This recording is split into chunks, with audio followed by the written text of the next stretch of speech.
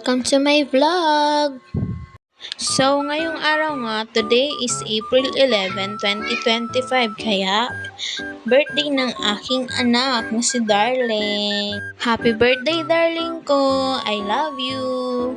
So, ngayong araw nga is pupunta kami sa health center para sa last vaccine ng aking anak dahil 1-year-old na nga siya. So, as you can see, ayan na nga, nakasakay na kami sa tricycle papunta sa health center. Medyo malayo-layo nga yung health center dito sa tinitirhan namin. Mga 20 minutes, ganun yung layo niya. So, after 20 minutes, ayan na nga, nakababa na kami sa health center. As you can see guys, medyo wala siyang tao. Kasi nga, tapos na yung vaccine dyan. Dumating na kami, tapos na pala yung vaccine. Kaya ayan, umupo muna kami while waiting kung ano yung process na sasabihin sa amin kung mababakunahan ba yung baby ko or hindi. Kasi nga, tapos na. Sabi nung mga staff dyan na ang tataray. So, ayan na nga, inassist na kami ng mga nurse dyan, OGT nurse. Ayan. So, dito nga guys, is waiting ako kung anong gagawin sa amin ng nurse dyan. So, ayan, may sinusulat sila kung ano yung bigat at tangkad ng aking darling. Kasi nga, 1-year-old na siya. Kaya, let's go sa labas. So, dito nga is magkikilo na ang aking darling. Yung kilo niya dyan guys is 8.20 something ganyan. Ayan, kung niya nakikita nyo, ikot ng baby ko. So, ayan, tapos na nga. As you can see, sinusulat na ng nurse yung kilo ng aking anak. Tsaka, ayan, sunod is yung tangkad ng aking darling. Ayan nga, umiyak na nga yung bata. Akala mo naman kung tinusok na. Hindi pa nga yan tinutusok, iyakin na. So, ayun nga, pawis na pawis nga ako dyan. Namingi na nga ako ng pamuno sa asawa ko. Joke, hindi pa naman kami mag-asawa. Partner pa lang. So, ayan nga, as you can see, lumabas na nga ako. Papunta na nga ako dun sa my record section. Nagpa-record na nga ako dahil para mabaksina ng aking anak na si Darling. So, alam nyo guys, medyo natagal-tagalan ako dyan kasi sabi nung staff, hindi na daw pwede kasi nakatago na yung mga pangbakuna. Sabi nga nung doktor, nung isang araw ba yun, nung nagpabaksin ako. Ngayon daw yung araw na nababakunahan yung anak ko. Kasi nga, 1-year-old na siya, hindi na nga yan pwede madali. Yun lang ang pagkakaalam ko. Ang sungit kasi ng staff dyan nung una ko palang punta dito sa health center. So, ayan, pagkatapos ng bardagulan sa record section, tapos na nga kami magpabakuna kay Darling. So, ayan na nga, pumunta na nga kami sa SM after bakunahan ni Darling kasi nga, mamimili kami ng cake at iba't iba pang gusto namin bilhin sa SM. So, ayan nga, yung partner ko, pinatay ako dyan sa may... Ano ba tawag dyan? Di ko alam. Basta yun na nga. Pinatay ako dyan. Akala ko magpipicture. Yun pala. Bibidyohan lang naman pala kami. Parang tanga lang. So, ayun na nga. Niyaya ko na nga sa puntang loob. Kasi nga, ang init-init ka ako. Ayun na nga. Pawis na yung anak ko. Ayun na nga. Naglalakad na nga kami. Kaso nga lang, yung partner ko, makikimarites pa yan sa mga katrabaho niya. Kasi nga, dyan siya nagtatrabaho. So, as you can see guys, na nga, pumunta na kami sa loob para hindi na nga mainitan yung anak ko. So, ayun nga, akit nga kami sa second floor. Alam nyo guys, ako yung content creator pero ako yung palaging nagbibideo kasi yung partner ko hindi ko maasahan sa pagbibideo even sa pagpicture namin. So, ayun guys, pumunta nga ako sa CR kasi naiihi ako. So, as you can see guys, nandito kami sa my glides, bread, and pastries. So, ayan guys, yung mga tinda nilang mga bread. Ililibot ko muna kayo guys.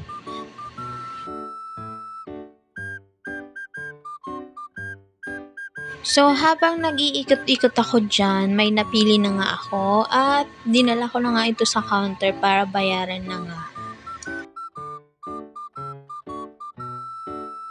Actually guys, masasarap yung tinda nila dito. The best. So, ayun na nga guys, papunta nga pala kami dito sa Red Ribbon upang bumili ng cake ng aking darling kasi nga first birthday niya. So, ayun na nga, lakad-lakad muna kami.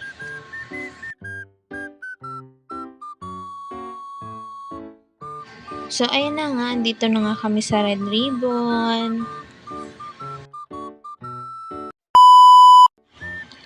So, ayan na nga guys, pili-pili muna ako ano yung mabibili namin dyan. Actually guys, natagal na ako pumili dyan ng cake kasi hindi ko nga alam kung ano dyan yung masarap. Tsaka hindi ako mahilig sa cake or mga sweet kasi sumasakit yung lalamunan ko. Kaya yung pinapapili ko is yung partner ko kasi siya lang naman yung mahilig ng sweet. Ako kasi bihira lang ako kumain ng sweet eh. So, yung napili namin guys dyan, yung vanilla sprinkle. Hindi ko alam kung masarap. So, pagkatapos namin bumili ng cake, pumunta na nga kami sa Jollibee. So, ayun nga guys, pumipili pa ako kung ano bibilhin namin. Undecided pa. So, syempre, habang pumipili pa ako, nakapila na nga ako dyan guys. So, ayan, after 5 minutes, naka-order na nga ako. Yun nga yung super meal yung binili ko. Tapos, nag-add na lang ako ng burger. So, dito nga guys, bago kami kumain is, kumanta muna kami ng happy birthday kay darling. Kasi nga, birthday niya. Kahit nga kami lang yung nagsalo-salo dito. Kasi nga, malayo kami sa farm.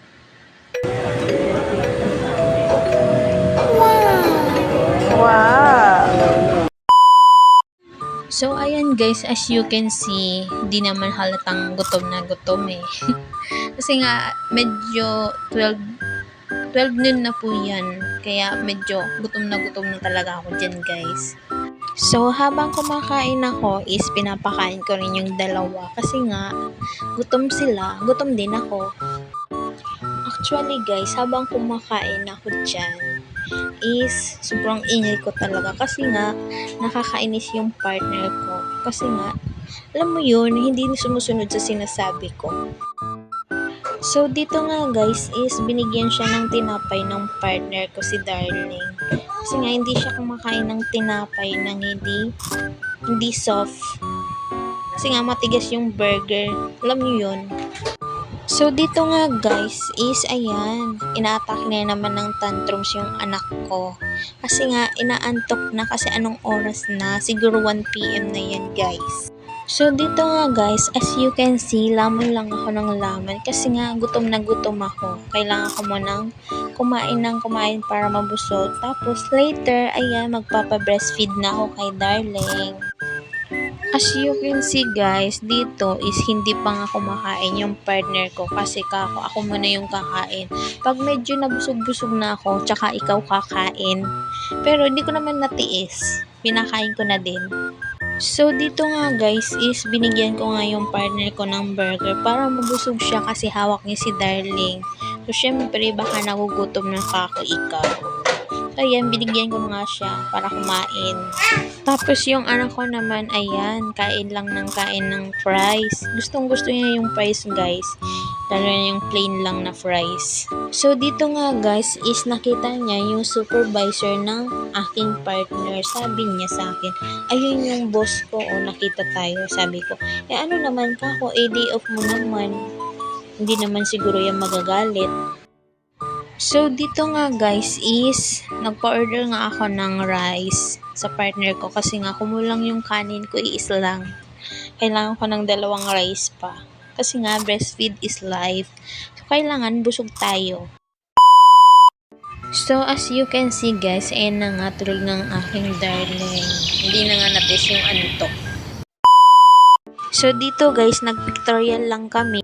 Darling, hindi ka man namin mabigyan ng birthday party. Hayaan mo sa susunod na taon, may pararanas din namin yan sa'yo. I love you.